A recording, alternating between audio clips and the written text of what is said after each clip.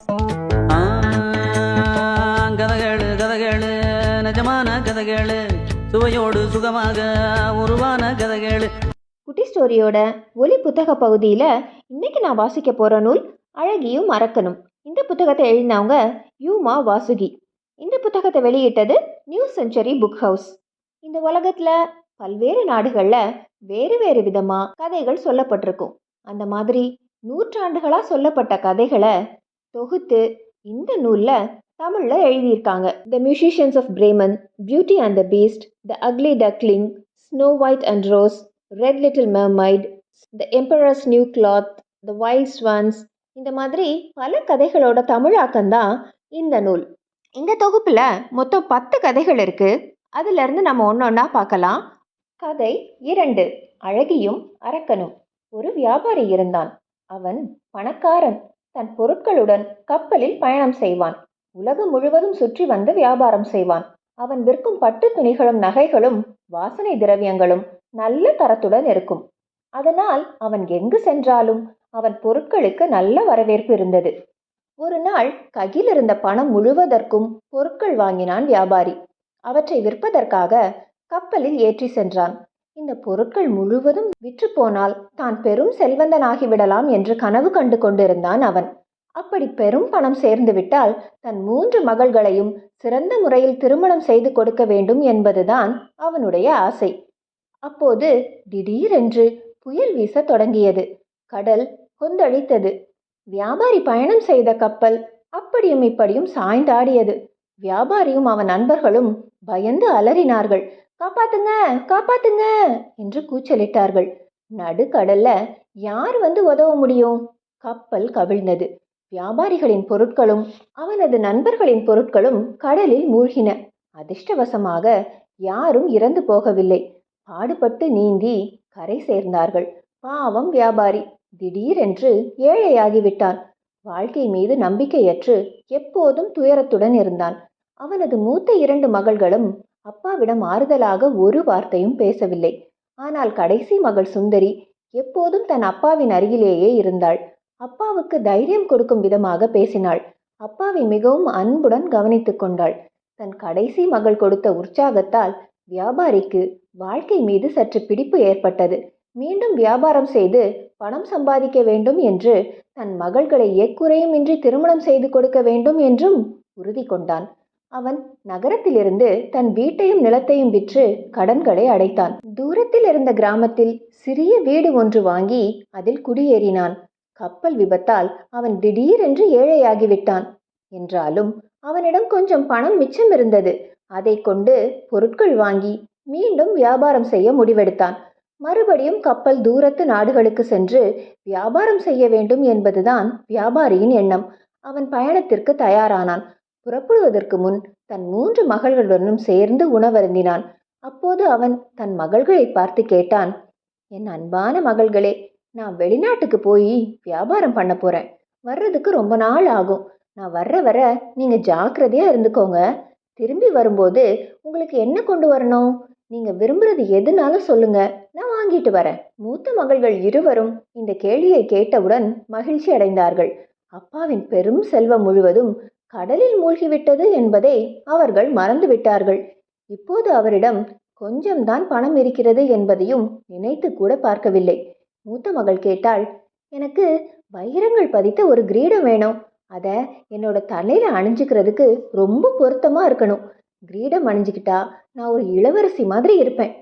இதை கேட்டு சற்று கவலையடைந்த வியாபாரி சொன்னான், மகளே, நீ தகுதிக்கு மீறி ஆசைப்படுற. நான் அரசனும் இல்லை, நீ இளவரசியும் இல்லை. பரவாயில்ல, நீ ஆசைப்பட்டு கேட்கறதுனால நான் வாங்கிட்டு வரேன்.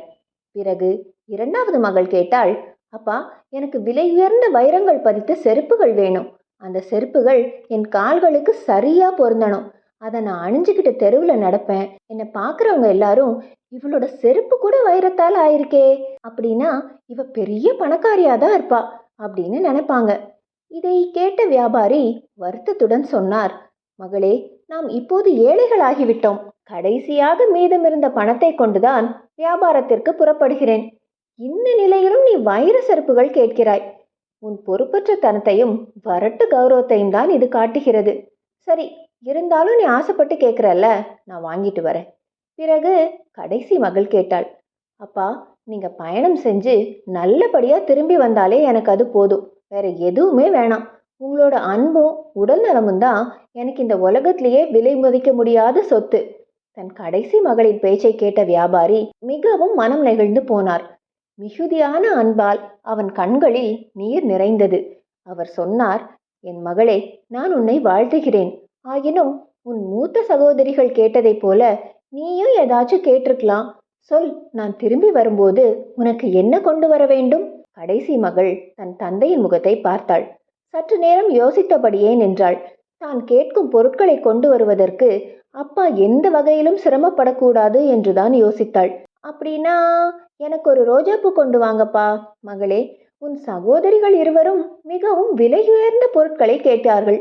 நீ மிக சாதாரண ஒரு ரோஜாவை தான் கேட்கிறாய். சரி மகளே, நான் அவசியம் கொண்டு வருகிறேன் என்று சொன்ன வியாபாரி புறப்பட்டு சென்றார். வியாபாரி கப்பலில் பல நாடுகளுக்கு சென்றார். தான் கொண்டு வந்த பொருட்களை விற்றார்.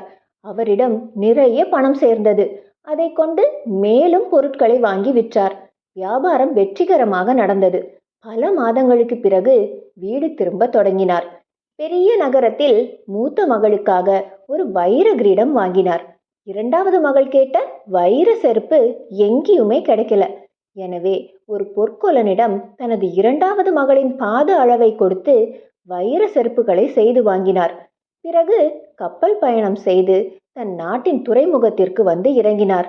அப்போதுதான் கடைசி மகள் கேட்ட ரோஜா பூ ஞாபகத்திற்கு வந்தது. அவர் ஒரு குதிரையில் அமர்ந்து நகரத்திற்கு சென்றார். அங்கே பூக்கடைகளில் கேட்டு பார்த்தார். ரோஜா பூ கிடைக்கல. அந்த நாட்டு அரசனோட மகனுக்கு திருமணம். அதனால நாட்டில் உள்ள ரோஜா பூ எல்லாத்தையும் அரண்மனைக்கு அனுப்பிட்டாங்களாம். அது போதாமல் மணப்பந்தல் அலங்காரத்திற்கு இன்னும் ரோஜாக்கள் வேணும்னு சொன்னாங்க. இந்த நிலையில வியாபாரிக்கு ஒரே ஒரு பூ கூட கிடைக்கல. அவர் எங்கெங்கேயோ தேடி பார்த்தாரு. தோட்டங்களுக்கு போய் பார்த்தாரு, ஆத்தங்கர புதர்கள் கிட்ட போய் பார்த்தாரு. ஆனா அவருக்கு ஏமாற்றம் தான் மிஞ்சியது. பூவை தேடி தேடி ஒரு காட்டுக்குள்ளேயே போயிட்டாரு. இரவு நேரம் வந்துடுச்சு. வியாபாரிக்கும் குதிரைக்கும் ரொம்ப களைப்பா இருந்துச்சு. இருட்டுல குதிரை தட்டு தடுமாறி நடந்துச்சு. அப்போ திடீர்னு மழை பொழிய தொடங்கிச்சு. பலத்த காத்து வீசுச்சு. மழையில ஒதுங்கி நிக்கிறதுக்கு கூட அவங்களுக்கு இடம் இல்லை. அப்போ தூரத்துல ஒரு வெளிச்சம் தெரிஞ்சுது. வெளிச்சம் தெரியிற இடத்துல ஏதாவது வீடு இருக்கும் அப்படின்னு வியாபாரி நினைச்சாரு. அதை நோக்கி குதிரைய செலுத்தினாரு. அங்கே ஒரு பெரிய அரண்மனை இருந்துச்சு. உள்ள அங்கங்க எரிஞ்ச தீபங்களோட வெளிச்சம் வியாபாரிக்கு ஆச்சரியமா இருந்தது. இருட்டுல வெளியே பார்க்கும்போது சாதாரணமா தெரிஞ்சிச்சு அரண்மனை.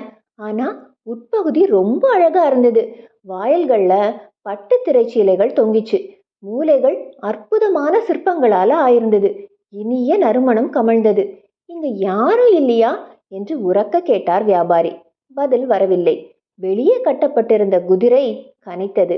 அவர் மீண்டும் மீண்டும் கேட்டார். உள்ளே அவருடைய கேள்வி எதிரொலித்தது. யாரும் பதில் சொல்லவில்லை. வியாபாரி அடுத்த அறைக்கு சென்றார். அது உணவு அறை. அங்கே ஒரு பெரிய உணவு மேஜை இருந்தது. மேஜை மீது மிகுந்த சுவையுடைய உணவுகள் வைக்கப்பட்டிருந்தன. இந்த காட்டுல இவ்வளோ பெரிய அரண்மனை யாரோடது? இங்க யார் தங்கி இருக்காங்க? பசிய தூண்டுற வாசனையுடைய இந்த உணவுகளை யார் சமைச்சிருப்பாங்க? இந்த உணவை நம்ம சாப்பிடலாமா என்று யோசித்தார் வியாபாரி. அவர் மிகவும் களைப்பாக இருந்தார். பசியும் கடுமையாக இருந்தது. அவர் உடலை துவட்டி கொண்டு ஈர உடையை மாற்றினார். பிறகு உணவருந்தினார். உண்டு முடித்த போது தூக்கம் வந்தது. அவர் அடுத்த அறைக்கு சென்று அங்கிருந்த கட்டிலில் ஏறி படுத்துக்கொண்டார். உற்சாகத்தில் அவர் தன் கடைசி மகள் ஒரு ராஜகுமாரனை திருமணம் செய்வது போல கனவு கண்டார். மறுநாள் சூரியன் உதிப்பதற்கு முன்பே எழுந்தார் வியாபாரி. அவர் குளித்துவிட்டு வந்தபோது காலை உணவு தயாராக இருந்தது. அதை யார் சமைத்து வைத்தார்கள் என்று தெரியவில்லை. எல்லா அறைகளிலும் தேடி பார்த்தார். யாருமே காணப்படவில்லை. காலை உணவை சாப்பிட்ட பின் வியாபாரி 20 தங்க காசுகளை மேஜை மீது வைத்தார். பிறகு புறப்பட தயாரானார். வெளியே பெரிய பூந்தோட்டம் காலை ஒளியில் எழிலாக காட்சியளித்தது. வியாபாரி இதுவரை பார்த்திராத பூக்கள் எல்லாம் அங்கே இருந்தன. அந்த பூக்களிலிருந்து மனம் மயக்கும் இனிய மனம் வந்தது. நிறைய வண்ணத்து பூச்சிகளும் பறவைகளும் அங்கே சுற்றித் திரிந்தன. அந்த தோட்டத்தின் நடுவில் அமர்ந்துதான் முந்தைய இரவு கண்ட கனவை பற்றி வியாபாரி யோசித்தார். கனவில் பார்த்தது போல தன் கடைசி மகள் உண்மையாகவே ஒரு ராஜகுமாரனை மணந்து கொண்டால் எவ்வளவு அருமையாக இருக்கும் என்று ஏங்கினார். அப்போதுதான் பக்கத்தில் இருந்த செடியை பார்த்தார். மகிழ்ச்சியினால் துள்ளி குதித்தார் அவர். அது ஒரு ரோஜா செடி. அந்த செடி முழுவதும் ரோஜாக்கள் பூத்திருந்தன. பூக்கள் காலை ஒளியில் பளபளத்தன. பூக்களை சுற்றி சின்னஞ்சிறிய வண்டுகள் ரீங்கரித்து பறந்தன. வேறு எதையும் யோசிக்கவில்லை வியாபாரி. ரோஜா செடியிலிருந்து ஒரு பூவை பறித்தெடுத்தார். அப்போது இடி இடிப்பதை போன்று ஒரு குரல் கேட்டது. என்னோட பூக்களை திருடுறது யாரு? வியாபாரி அதிர்ந்தார். அச்சத்துடன் திரும்பி பார்த்தார். அங்கே நின்றிருந்தான் ஒரு அரக்கன். அவன் முகம் சிங்கத்தின் முகம் போல இருந்தது. தலைமுடி அலங்கோலமாக சிலுப்பிக் கொண்டிருந்தது. தலையில் இருந்த கொம்புகள் மாட்டு கொம்புகளைப் போல் இருந்தன. மனிதர்களுக்கு இருப்பதைப் போல கை கால்கள் இருந்தாலும் உடல் முழுவதும் ரோமம் அடர்ந்திருந்தது. நீண்டு வளர்ந்த நகங்கள் சிவந்திருந்தன. அவன் மூச்சு விடும்போது புஸ் புஸ் என்று ஓசை வந்தது. வியாபாரி பயந்து நடுங்கினார். எங்காவது ஓடி ஒளிந்து கொள்ள விரும்பினார். ஆனால் நகர முடியவில்லை. என்ன சொல்வதென்றே தெரியவில்லை. அச்சத்தினால் அவருக்கு மயக்கம் வருவது போல் இருந்தது. திக்கி திணறியபடி சொன்னார், என்னை மன்னிச்சிடுங்க, என்னை மன்னிச்சிடுங்க. நான் உன்னை மன்னிக்க மாட்டேன். நீ என் படுக்கையில் படுத்து உறங்கினாய், என் உணவை சாப்பிட்டாய், அதையெல்லாம் நான் பொறுத்து கொண்டேன். ஆனால் என் ரோஜா பூவை பறித்தாயே, இதை நான் மன்னிக்கவே மாட்டேன். நான் உன்னை கொன்று தின்னப் போகிறேன்.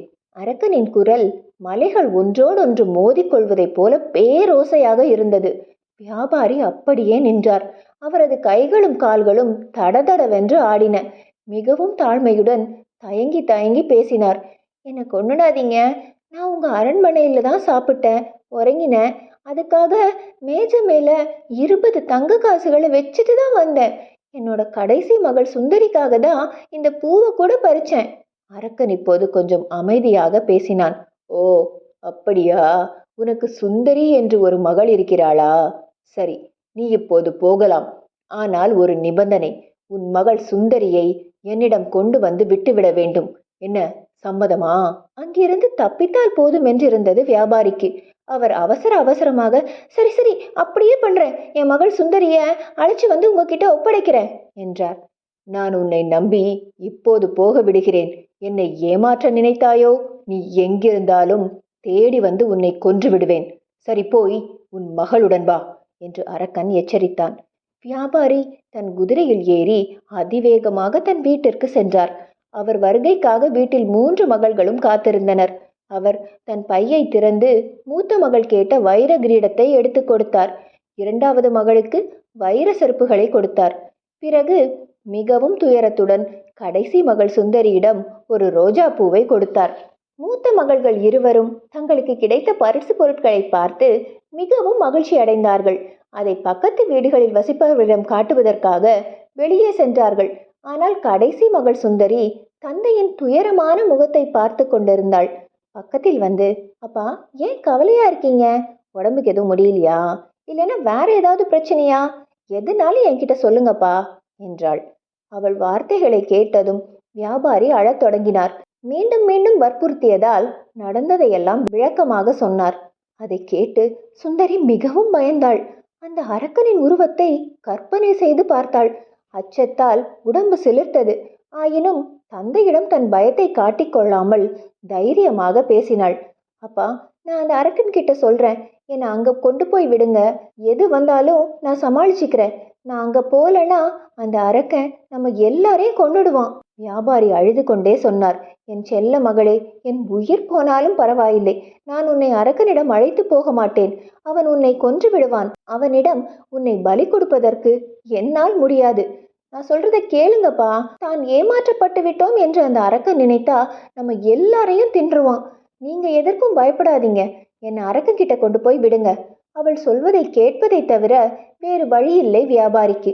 மறுநாள் காலை தன் மகளுடன் புறப்பட்டார். நெடுந்தூரம் பயணம் செய்து காட்டை அடைந்தார்கள். அரண்மனை வாசலுக்கு சென்றதும் தன் அப்பாவுக்கு விடை கொடுத்து அனுப்பினாள் சுந்தரி. வெளியே இருந்த பூந்தோட்டத்தில் சற்று நேரம் சிந்தனையுடன் உலவினாள்.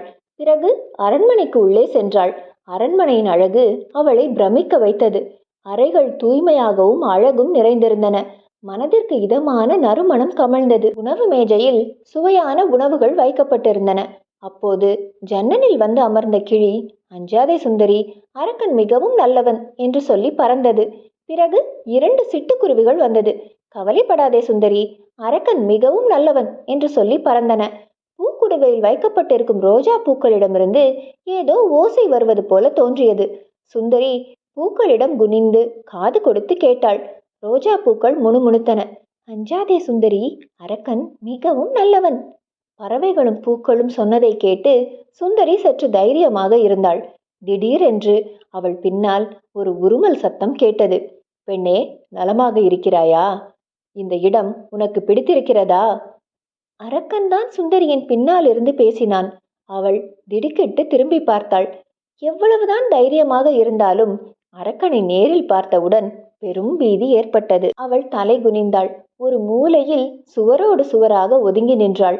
அவள் கன்னங்களில் கண்ணீர் துளிகள் உருண்டு வந்தன. அரக்கன் சட்டென்று தாடைக்கு கீழே கையேந்தினான். அவளது கண்ணீர் துளிகள் விழுந்த தன் கரங்களை மூடி திறந்தான். கண்ணீர் துளிகள் நீல நிற பூக்களாகி இருந்தன. மென்மையான குரலில் பாடின. அந்த பூக்கள், "அஞ்சாதே சுந்தரி, அஞ்சாதே." சுந்தரியை பார்த்து அரக்கன் புன்னகையுடன் சொன்னான், "நான் உன்னை தொந்தரவு பண்ண மாட்டேன். இங்கே நீ சுதந்திரமா இருக்கலாம். தினமும் சில நிமிடங்களாவது என்னோட பேசிட்டு அது போதும். இவ்வளவு காலமும் தனியாவே வாழ்ந்து நான் சலிப்படைஞ்சிட்டேன்." இப்போது சுந்தரிக்கு முற்றிலும் பயம் அகன்று விட்டது. அரக்கன் மீது பரிதாபப்பட்டாள். "நிச்சயமாக நான் உங்கள் சலிப்பை போக்குவேன். உங்களுக்கு கதை சொல்வேன், பாட்டு பாடுவேன்" என்று அன்புடன் சொன்னாள். நாட்கள் கடந்தன. அவர்கள் நண்பர்களானார்கள். கதை பேசி பாட்டு பாடி பொழுது போக்கினார்கள். மாலை நேரங்களில் தோட்டத்தில் உலாவினார்கள். அரக்கனின் தோற்றம்தான் அச்சம் தரும்படி இருக்கிறதே தவிர அவன் மிகவும் நல்லவன் என்று சுந்தரிக்கு புரிந்தது. ஒரு நாள் இருவரும் தோட்டத்தில் உலாவிக் கொண்டிருக்கும் போது அரக்கன் கை தட்டினான். உடனே 100கணக்கான வெண்புறாக்கள் பறந்து வந்தன. சுந்தரியையும் தன்னையும் சூழ்ந்து நிற்கும் புறா கூட்டத்திடம் அரக்கன் சொன்னான், "அன்பான புறாக்களே, நான் என்ன நினைக்கிறேன் என்று உங்களுக்கு தெரியும். அதை இந்த பெண்ணிடம் சொல்லுங்கள்." எல்லா புறாக்களும் குப்பென்று எழுந்து பறந்தன. அவை அலகு திறந்து எதையும் கூறவில்லை. ஆயினும் அவை சிறகடிக்கும் சப்தத்திலிருந்து ஒரு குரல் உருவாகி கேட்டது. "அரக்கனை மணந்து கொள்ள உங்களுக்கு சம்மதமா?" இப்படி ஒரு கேள்வியை சுந்தரி எதிர்பார்க்கவில்லை. அவள் அதிர்ச்சியடைந்தாள். என்ன சொல்வது என்று குழப்பமாக இருந்தது. முடியாது என்று சொன்னால் அரக்கன் கொன்று விடுவானோ என்ற பயமும் இருந்தது. கடைசியில் தயக்கத்துடன் சொன்னாள், "நீங்கள் மிகவும் நல்லவர். எனக்கு எந்த கெடுதலும் செய்யவில்லை. ஆயினும் உங்களை திருமணம் செய்து கொள்ள வேண்டும் என்று எனக்கு தோன்றவில்லை. என்னை மன்னித்து விடுங்கள்." உடனே புறாக்கள் எல்லாம் வெகு தொலைவுக்கு பறந்து சென்றன. அரக்கனின் முகத்தில் ஏமாற்றம் தெரியவில்லை. அவன் பொறுமையாக சொன்னான், "பரவாயில்ல சுந்தரி, நீ இப்படி சொன்னதால உன் மேல எனக்கு கோவம்லாம் அல்ல. நம்ம எப்பயும் போல இருக்கலாம்." அரண்மனையில் சுந்தரிக்கு எந்த ஒரு பிரச்சனையும் இல்லை. ஆனாலும் அடிக்கடி தன் அப்பாவையும் சகோதரிகளையும் நினைத்து வருந்துவாள். ஒரு முறை சென்று அவர்களையெல்லாம் பார்த்துவிட்டு வர விரும்பினாள். அரக்கன் இதற்கு அனுமதிப்பானா என்று தெரியவில்லை. சுந்தரி இப்படி நினைத்து குழம்பிக் கொண்டிருக்கும் போது ஒரு வண்ணத்து பூச்சி அவள் காது மடலில் வந்து அமர்ந்தது. மிகவும் மெல்லிய குரலில் அது பேசியது. "வருந்தாதே சுந்தரி, அரக்கனிடம் கேட்டுப்பார். அவன் நீ வீட்டுக்கு சென்று வர சம்மதிப்பான்." சுந்தரி அரக்கனிடம் வந்தாள். ஆனால் அவனிடம் பேச முடியவில்லை. தான் சொல்வதை கேட்டு திடீரென்று அவனுக்கு கோபம் வந்து விட்டால் என்ன செய்வது என்று அஞ்சினாள். இவள் ஏதோ சொல்ல நினைத்து தயங்குகிறாள் என்று புரிந்து கொண்டான் அரக்கன். சுந்தரியை பக்கத்தில் இருந்த குளத்திற்கு அழைத்து சென்றான். "சுந்தரியே, நீ குளக்கரையில் நின்று உன் சுட்டு விரலால் தண்ணீரை தொடு." அரக்கன் சொன்னது போல சுந்தரி குளத்து நீரை சுட்டு விரலால் தொட்டாள். உடனே அவள் மனதின் எண்ணங்கள் வார்த்தைகளாக குளத்து நீரில் தோன்றின. மிதக்கும் வார்த்தைகள் மீது மீன்கள் குறுக்கும் நெடுக்குமாக நீந்தி சென்றன. அந்த வார்த்தைகளை பொறுமையாக படித்த அரக்கன் புன்னகைத்தான். "நீ வீட்டுக்கு போய் அப்பாவையும் சகோதரிகளையும் பார்த்துட்டு திரும்பி வந்துருவியா?" சுந்தரி பணிவுடன் பதில் சொன்னாள். "என்னை நம்புங்கள், 10 நாட்கள் சென்ற பிறகு நான் இங்கே திரும்பி வந்து விடுவேன். உன்னை பிரிந்து என்னால் தனியே இருக்க முடியாது. ஆனாலும் பரவாயில்ல, உன் விருப்பப்படியே நடக்கட்டும். 11வது நாள் நீ இங்கு திரும்பி வந்துடணும்" என்று அனுமதி அளித்த அரக்கன் நிறைய பரிசு பொருட்களையும் கொடுத்து அனுப்பினான். சுந்தரி தன் வீட்டிற்கு புறப்பட்டாள். மகளை பார்த்தவுடன் வியாபாரி எல்லையற்ற மகிழ்ச்சி அடைந்தார். அவள் கொண்டு வந்த பரிசு பொருட்கள் அவரை மேலும் வியப்படைய வைத்தன. ஆனால் மூத்த சகோதரிகள் இருவரும் சுந்தரியின் மீது பொறாமை கொண்டனர். சுந்தரியின் மகிழ்ச்சியான வாழ்க்கையையும் அவள் கொண்டு வந்த விலை உயர்ந்த பொருட்களும் அவர்களுக்கு எரிச்சலை ஏற்படுத்தின. எப்படியாவது அந்த அரக்கனுக்கு சுந்தரி மீது வெறுப்பு வரணும் என்று சுந்தரி மீது வெறுப்பு ஏற்பட செய்யணும் என்று நினைத்தார்கள். அப்படி செய்தால் சுந்தரியை அரக்கன் கொன்று விடுவான் என்பதுதான் அவர்களது திட்டம். சுந்தரி அரக்கனிடம் 10 நாட்களில் திரும்பி விடுவதாக சொல்லிவிட்டுதான் வந்திருக்கிறாள். அவள் சொன்ன நாளில் திரும்பவில்லை என்றால் அவன் மிகவும் கோபம் கொள்வான், சுந்தரியை கொன்று விடுவான். எனவே அவளை நாம் திருப்பி அனுப்பக்கூடாது என்று முடிவு செய்தனர் மூத்த சகோதரிகள். சுந்தரி திரும்பி போக வேண்டிய நாள் வந்துவிட்டது. வாசலில் இருந்த மரம் அவளுக்கு மட்டும் கேட்கும்படி சொன்னது, சுந்தரி, நீ அரக்கனிடம் திரும்பி செல். மாலையில் பெய்த மழை துளிகள் தரையில் பட்டு உடையும் போது முணுமுணுத்தன. சுந்தரி, நீ அரக்கனிடம் திரும்பி செல்ல வேண்டிய நேரம் வந்துவிட்டது, மறந்து விடாதே. ஆனால் மூத்த சகோதரிகள் இருவரும் இப்படி சொன்னார்கள். எங்கள் அன்பான தங்கையே, நீ இங்கிருந்து போகாதே, இன்னும் கொஞ்ச நாள் இங்கேயே இரு. இல்லாவிட்டால் அப்பா மிகவும் வருத்தப்படுவார். அவர் உடல்நிலை இன்னமும் மோசமாகும். சுந்தரி யோசித்து பார்த்தாள். தன் கடைசி மகள் மறுபடியும் பிரிந்து போகப் போகிறாளே எனும் ஏக்கத்தில் துரும்பாக இழைத்து போயிருந்தார் வியாபாரி. சுந்தரிக்கு தன் சகோதரிகள் சொல்வது சரி என்று தோன்றியது. இன்னும் கொஞ்ச நாள் தங்கிவிட்டு போகலாம் என்றும் தாமதத்திற்கு அரக்கனிடம் மன்னிப்பு கேட்டுக்கொள்ளலாம் என்றும் நினைத்தாள். மேலும் 10 நாட்கள் கடந்தன. 1 மாதமாகியும் சுந்தரி திரும்பவில்லை. நாட்கள் கடந்து கொண்டிருந்தன. நாளடைவில் சுந்தரி அரக்கனை மறந்து போனாள். தன் தந்தையுடன் மகிழ்ச்சியாக வாழ்ந்து வந்தாள். சுந்தரி காட்டுக்கு திரும்பாததால் மூத்த சகோதரிகள் நிம்மதி அடைந்தார்கள். ஒரு நாள் அரக்கன் சுந்தரியை தேடி வருவான் என்று எதிர்பார்த்தார்கள். கொடுத்த வாக்கை காப்பாற்றாமல் இருந்ததற்காக சுந்தரியை கொன்று விடுவான் என்று நினைத்திருந்தார்கள். ஒரு நாள் பெரும் காற்றடித்தது. சுந்தரி அப்போது வாசலில் நின்றிருந்தாள். தரையில் கிடந்த சருகுகள் எல்லாம் காற்றில் பறந்தன. அங்கேயே கிடந்த இலை சருகுகள் எல்லாம் வந்து ஓரிடத்தில் குவிந்தன. பிறகு காற்று அந்த சருகுகளை கலைத்தது. சற்று நேரத்தில் சருகுகளெல்லாம் சேர்ந்து ஒரு உருவமாக வடிவம் கொண்டது. சுந்தரி கூர்ந்து கவனித்தாள். இலைச்சருகுகள் ஒன்று சேர்ந்து அந்த அரக்கனின் உருவத்தை தான் ஒரு சித்திரம் போல உருவாக்கியிருந்தன. சுந்தரி அதிர்ச்சி அடைந்தாள். அந்த உருவத்தில் அரக்கன் மிகவும் உடல் நலமற்றவன் போல காட்சியளித்தான். அந்த சருகுகள் மீது மட்டும் கொஞ்சம் மழை பொழிந்தது. இப்போது அரக்கனின் உடல் முழுவதும் நனைந்திருப்பது போல் தோன்றியது. பிறகு காற்று சருகுகள் மீது கொஞ்சம் மண் கொண்டு வந்து போட்டது. இப்போது அரக்கனின் உடையில் அழுக்கும் புழுதியும் படிந்திருப்பது போல தோன்றியது. நிமிட நேரமே அந்த காட்சி நீடித்தது. பிறகு ஒரு பெரிய காற்று வந்து சருகுகள் அனைத்தையும் அடித்து சென்று விட்டது. சுந்தரி மிகவும் கலக்கமடைந்தாள். அரக்கன் ஏதோ பெரிய ஆபத்தில் சிக்கி இருப்பது அவளுக்கு புரிந்தது. உடனே தந்தையிடமும் சகோதரிகளிடமும் அவள் விடை பெற்றாள். ஒரு குதிரையில் ஏறி காட்டுக்கு விரைந்து சென்றாள். சுந்தரி குதிரையை அதிவிரைவாக செலுத்தினாள். ஐயோ, அரக்கனுக்கு என்ன ஆச்சோ என்று அவள் நெஞ்சு பதறியது. அவனை மறந்துவிட்டு இவ்வளவு நாள் தங்கியதற்காக வருத்தம் கொண்டாள். அரண்மனையை அடைந்ததும் ஒவ்வொரு அறையிலும் அரக்கனை தேடினாள். எங்குமே அவனை காணவில்லை. நான் வந்துவிட்டேன், நான் இங்கே இருக்கிறேன் என்று உரக்க கத்தினாள். எந்த பதிலும் வரவில்லை. கடைசியில் தோட்டத்தில் தேடினாள்.